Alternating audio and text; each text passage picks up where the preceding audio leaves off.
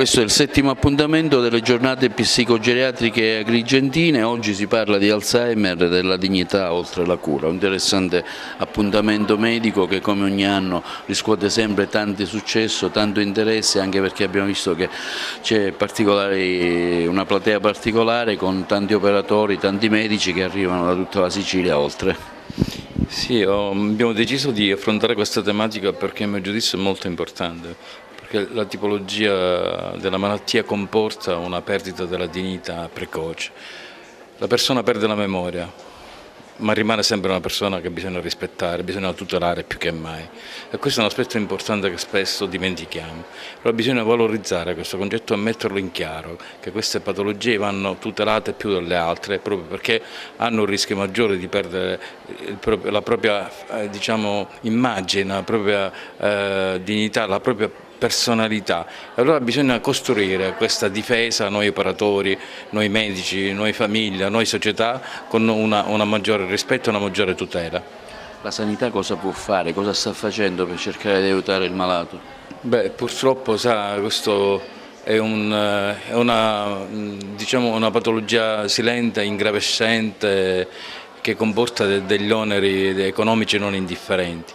Se non ci si attrezza si rischia veramente di collassare, perché l'onere assistenziale nelle tematiche demenza è serio e fra l'altro la patologia ha una crescita esponenziale seria, per cui bisogna cambiare lo scenario assistenziale. Non siamo preparati e adeguati ad assistere i malati affetti da demenza. C'è un'evoluzione anche a livello farmacologico per la cura della malattia dell'Alzheimer, dottore?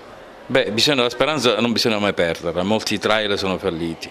Ma è anche vero che molti trial sono in corso di sperimentazione con risultati insomma, a volte discreti, a volte buoni, a volte non buoni, per cui la sperimentazione va avanti, noi siamo speranzosi che nel 2050 di avere qualcosa di positivo, di un farmaco che possa essere sia maneggevole, sia efficace, sia che possa ripristinare questo danno cerebrale che purtroppo è veramente drastico e irreversibile in atto. Che consigli dare ai familiari che hanno un loro caro congiunto affetto da questa malattia? Beh, dipende dallo stadio indubbiamente. Io sono per una promozione della prevenzione, cioè scoprire la malattia quando i pochi farmaci che abbiamo a disposizione sono efficaci, perché se abbiamo un terreno fertile dove poter seminare sicuramente suscita qualcosa, abbiamo un'efficacia, ma se andiamo a somministrare il farmaco in un paziente grave, sicuramente dove è depauperato dai neuroni, insomma l'efficacia del farmaco è relativa. Allora bisogna soprattutto mirare alla prevenzione. La prevenzione significa scoprire la malattia in un momento iniziale dove i farmaci possono essere più efficaci e poi uno stile di vita, un'alimentazione adeguata che possa veramente rallentare il più possibile l'insorgenza di una malattia degenerativa. Alzheimer, la dignità oltre la cura, un interessante convegno dedicato appunto alla malattia dell'Alzheimer. Dottor Trabucchi, lei ha avuto un intervento abbastanza applaudito, intanto cosa ne pensa di questa iniziativa e poi parliamo un attimo dell'Alzheimer e focalizzare il punto sulla dignità appunto del malato di Alzheimer. Sì, grazie, sono venuto volentieri in questa città viva, la presenza così numerosa di operatori, di medici, di infermieri, di psicologi testimonia che c'è qui ad Agrigento molta attenzione. Ecco, sono venuto a portare questo messaggio forte, la malattia che fa perdere la mente, la malattia che non fa più riconoscere talvolta i propri vicini, i propri familiari, non fa perdere la dignità, le persone restano persone, capaci talvolta di decidere, non sul piano dei numeri, ma certamente sul piano delle scelte. Sono persone come noi che hanno un corpo ed un'anima perché crede, che vanno rispettati e quindi in tutte le vicende della giornata, in tutte le vicende della sofferenza, in ospedale, nelle case di riposo, nel proprio domicilio, questo luce fondamentale deve illuminare la vita delle persone che soffrono e di chi a loro vuole bene. Sono persone a tutti gli effetti, anche se talvolta pesano, anche se molto spesso pesano, anche se molto spesso ci addolorano, anche se molto spesso costano alla comunità, però sono persone come noi. Ci sono dei miglioramenti nella cura di questa malattia ultimamente? Purtroppo abbiamo molte speranze. Io sono convinto che nel giro di 2 anni qualche risposta la troveremo. Oggi il miglioramento è dato che miglioriamo l'assistenza, capiamo che è una malattia intanto e quindi non la nascondiamo più, non la teniamo più negli ambiti bui delle nostre case, delle nostre famiglie. Diciamo, sono cittadini come noi verso i quali la sanità deve impegnarsi, l'assistenza pubblica deve impegnarsi, deve dedicare soldi, impegno, operatori bravi. Io lo dico sempre, i medici più bravi, gli infermieri più bravi devono dedicarsi alle malattie croniche, in particolare alle demenze. Che consiglio dare ai familiari? Non avere timore.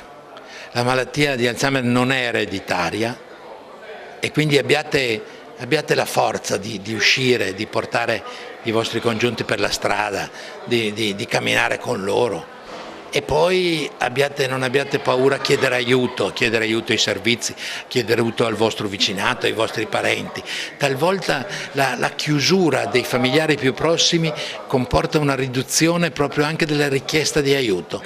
Talvolta invece nella nostra società ci sono delle generosità nascoste che dobbiamo cercare di sollecitare. Un'interessante iniziativa oggi qui all'Hotel Tre Torri, giunta alla 7ª giornata, un tema sicuramente di grande importanza. Assolutamente sì, devo dire che vengo sempre con molto piacere veramente per rispondere all'invito dell'amico che organizza in maniera Pippo Provenzano, devo dire in maniera eccellente ogni anno, come dire, vedendo molto ad hoc i titoli delle cose. Questo oggi, la dignità oltre la cura, credo che sia un argomento estremamente interessante, un argomento su cui abbiamo bisogno perché non coinvolge soltanto, come credo si dirà nel corso della giornata e da come c'è stata l'apertura, non solo ed esclusivamente il paziente, quindi la persona colpita, ma soprattutto anche tutti gli operatori medici, sociosanitari che lavorano intorno ed anche non ultima la famiglia, che è quella che paga poi forse di più il prezzo di queste patologie. Ecco, proprio alla famiglia cosa possiamo dire? Che consigli dare? Ma alla famiglia possiamo dire che stiamo lavorando molto, stiamo cercando di fare e di far capire che non è soltanto un problema clinico, ma è un problema omnicomprensivo a 360 gradi nella valutazione socio-economica, socio-assistenziale delle famiglie, per poter cercare di dare un aiuto, che è un aiuto non solo dal punto di vista farmacologico, ma deve essere, ed è questo l'impegno delle associazioni come la nostra, dell'Associazione Italiana di Psicogeriatria, deve essere un impegno anche dato in termini di assistenza e cura, e quindi di dare un sollievo ai familiari anche talvolta, come può capitare, per cercare anche di staccare un attimo la spina. A livello farmacologico la ricerca può fare dei passi avanti, c'è qualche speranza per individuare magari un farmaco che possa lenire la malattia, il dolore? Ma in atto dal punto di vista della farmacologia è chiaro che ci sono degli studi, e sono degli studi estremamente interessanti che stanno procedendo. Purtroppo quelli che ci avevano fatto sperare e ci avevano dato un po' di ottimismo poi sono stati fermati in fase 3-4 perché c'erano stati dei problemi. Adesso ovviamente aspettiamo che ci sia qualche farmaco, in atto stiamo ancora combattendo, tra virgolette, se mi è concesso il termine, con i farmaci vecchi, che sono quelli che comunque rallentano ma non curano la patologia. Però è chiaro che serve non solo un intervento farmacologico, che è ben augurabile che ci sia, ma soprattutto anche un intervento, diciamo, non farmacologico, che serve a gestire, tra virgolette, in maniera proprio per la loro dignità, questi pazienti e i familiari. Intanto una valutazione su questo appuntamento giunto alla 7ª edizione, dove parla oggi dignità per il malato che soffre di Alzheimer. Un appuntamento molto significativo, ringrazio l'amico Giuseppe Provenzano per il cortese invito.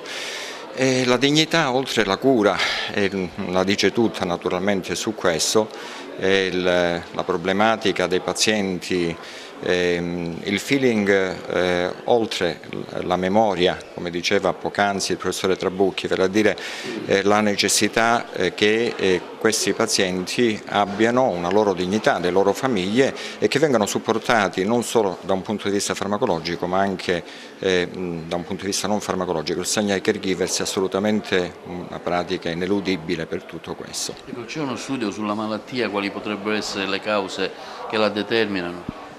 ci sono diversi studi che hanno cercato di mettere in evidenza quali sono le cause.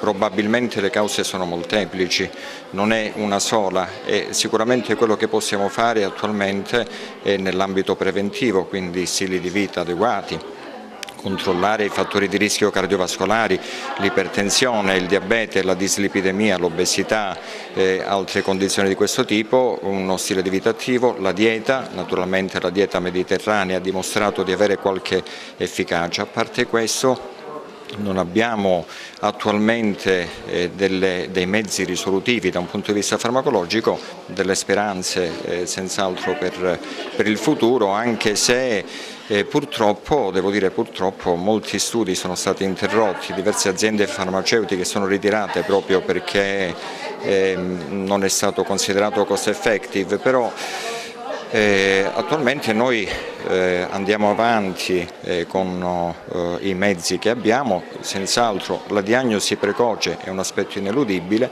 e anche una terapia farmacologica iniziata in maniera tempestiva può servire a rallentare la progressione. Ultima domanda, ecco, la malattia a quale età si manifesta mediamente e se più colpisce le donne o gli uomini? La malattia di Alzheimer colpisce prevalentemente le donne, si manifesta generalmente in età senile, ma ci sono delle forme presenili, soprattutto le forme familiari, con delle mutazioni di alcuni geni, e quelle esordiscono, diciamo, anche in giovane età. Mediamente in genere è una malattia che esordisce, almeno l'Alzheimer, cioè esiste un late onset, cioè ad insorgenza tardiva, e un early onset che però, cioè ad insorgenza precoce, è legato più spesso a meccanismi, diciamo, a cause genetiche. Dottore Fontana, ecco, lei è intervenuto a questo 7° appuntamento delle giornate di psicogeriatria, si parla oggi di Alzheimer e della dignità del malato dell'Alzheimer. Sì, mi hanno voluto coinvolgere oggi in questo incontro interessante dove si parla di Alzheimer e di demenza senile e sono intervenuto nella doppia veste di medico ma anche di politico, ex presidente, vicepresidente della Commissione Sanità, dove abbiamo lavorato tanto per quanto riguarda l'integrazione sociosanitaria, anche perché in queste patologie, al di là delle cure, così come anche il titolo del convegno di oggi, l'Alzheimer oltre le cure, perché le cure fanno quello che possono, ma francamente si tratta di patologie dove sono necessarie altri sostegni psicologici, sociali, quindi è necessario che ci siano delle persone che sostengono il paziente, quindi con difficoltà e coinvolgimento da parte delle famiglie. Quindi in questo senso è dove soprattutto deve essere sempre rispettata la dignità e l'umanità del soggetto. Quindi questo era il senso del mio intervento, cioè dove il paziente va sempre, il malato va sempre rispettato, va sempre rispettata la sua dignità anche sotto il profilo umano, e che le sole cure non sono bastevoli a poter supportare il paziente, ma che ha necessità di altri supporti, e quindi compresa l'assistenza continua e il sostegno anche psicologico e riabilitativo.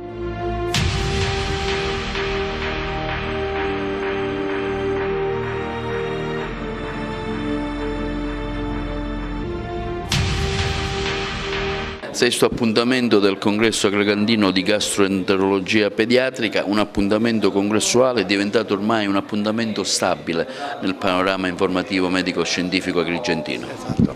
Sì, noi chiaramente dopo i primi anni, che erano anni così per saggiare il terreno, ci siamo resi conto che era un'iniziativa che valeva la pena continuare.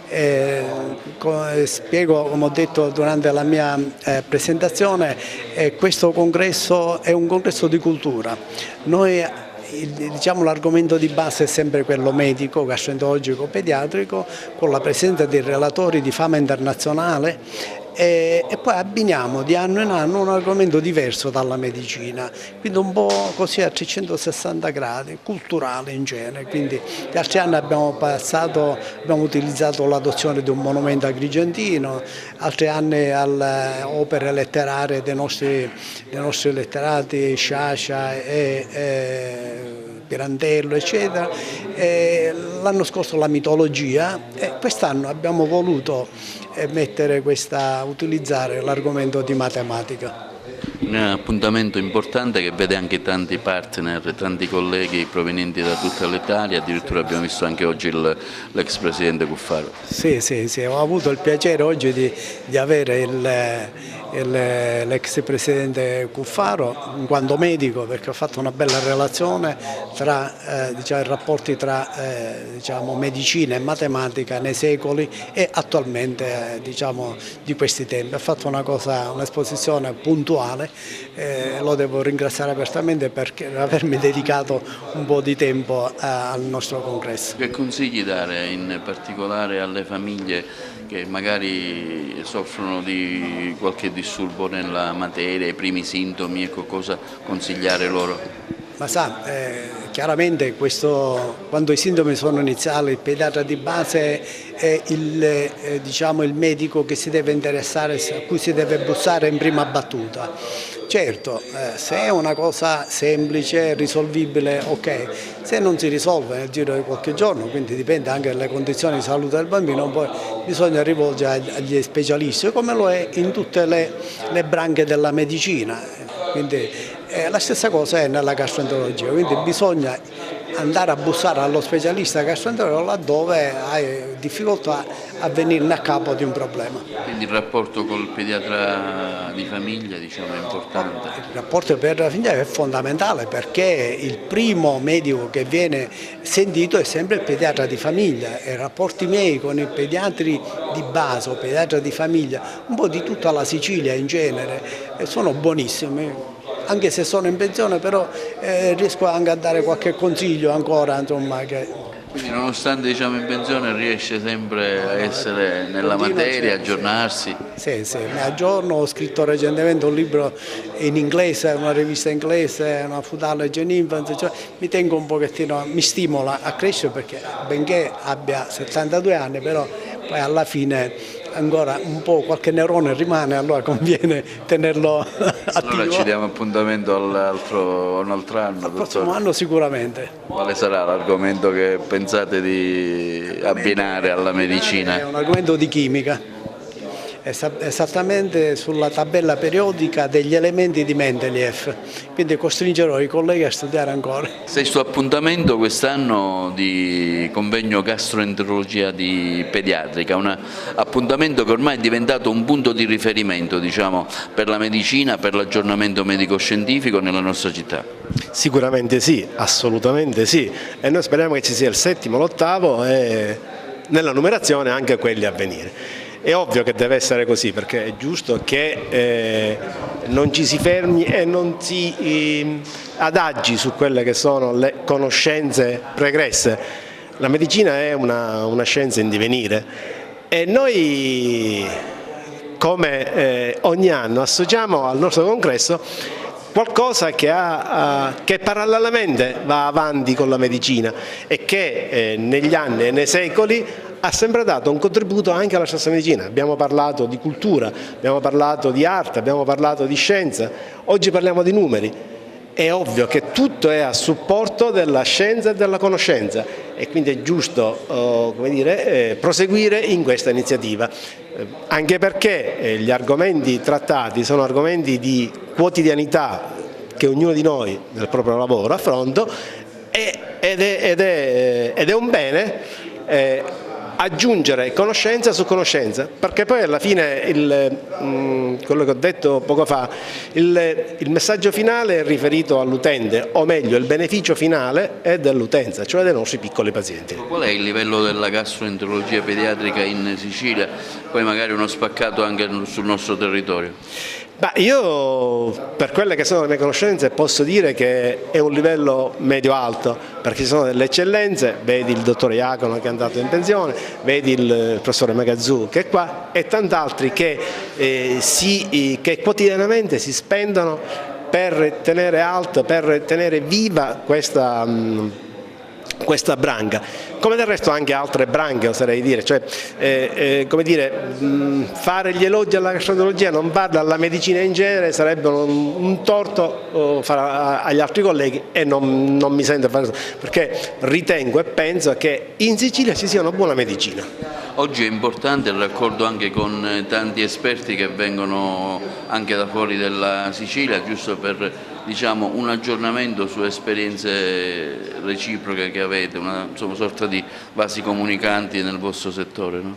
Sicuramente sì, nessuno deve essere depositario di una scienza unica, è giusto che la scienza sia di tutti, è giusto che la cultura venga esportata e venga introitata anche per quello che abbiamo detto prima, cioè perché è un bene di tutti ed è giusto che tutti ne siano a conoscenza. Ecco, questo abbinamento, ritorno alla domanda iniziale, l'abbinamento medicina-matematica sicuramente da fare, da lavoro ai congressisti che partecipano al dibattito. Ma se lo vogliamo prendere come un gioco, prendiamolo come un gioco, però devo dire che anche negli anni passati, quando abbiamo fatto altri abbinamenti, è con molta serietà e con molta professionalità che i relatori si approcciano a questo incarico che diamo, e devo dire con una dovizia e con una ricerca di termini e di eventi scientifici che fa merito loro, cioè nel senso non si sono dedicati, anche perché è molto semplice preparare una relazione per chi è avvezzo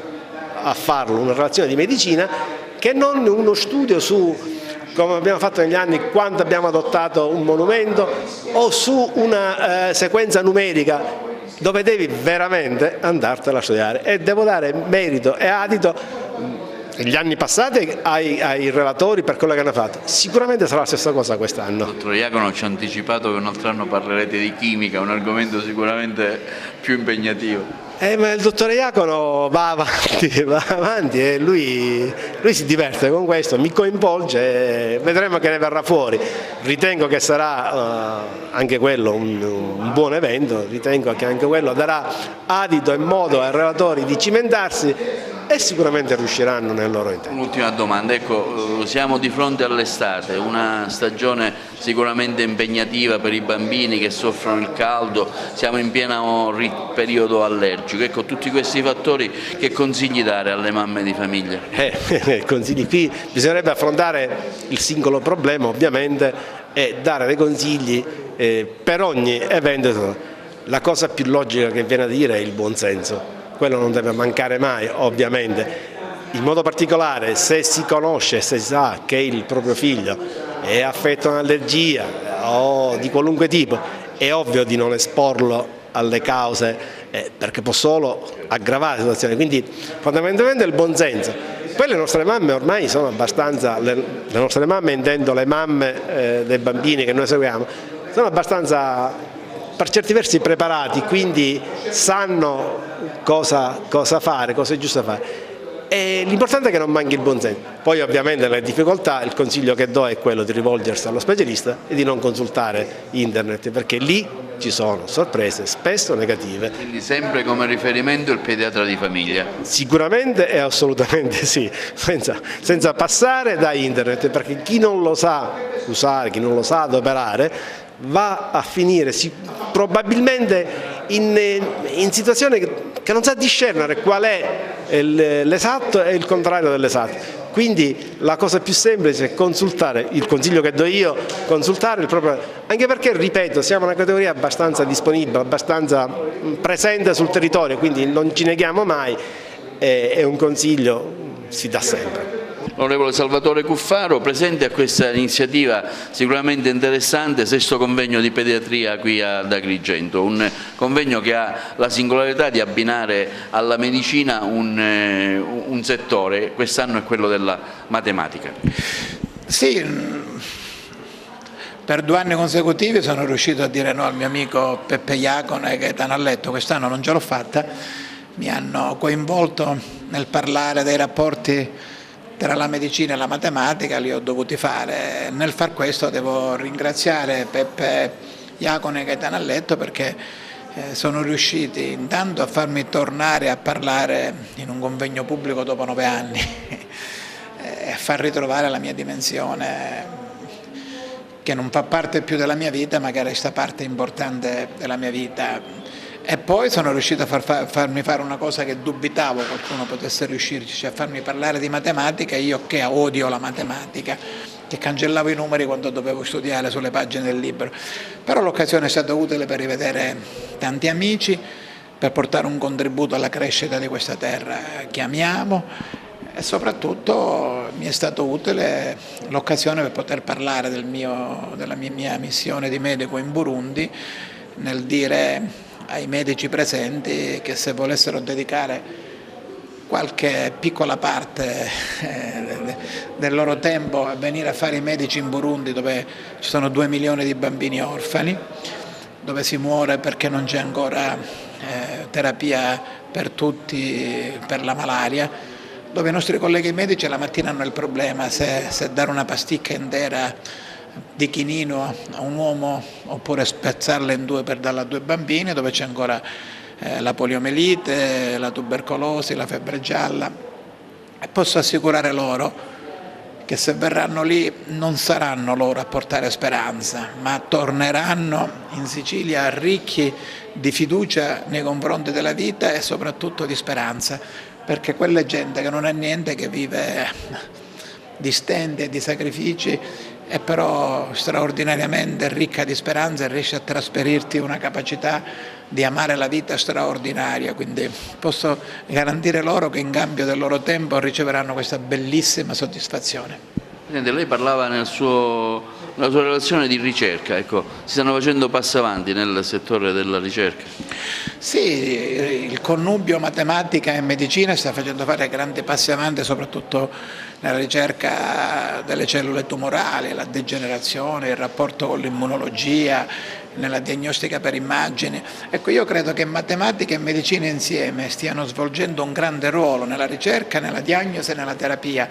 La matematica ha trovato un nuovo modo dove potersi impegnare per crescere e per raggiungere risultati, e la medicina da parte sua, utilizzando la matematica, sta trovando grandi spazi per la diagnosi delle malattie, per la terapia e per la ricerca.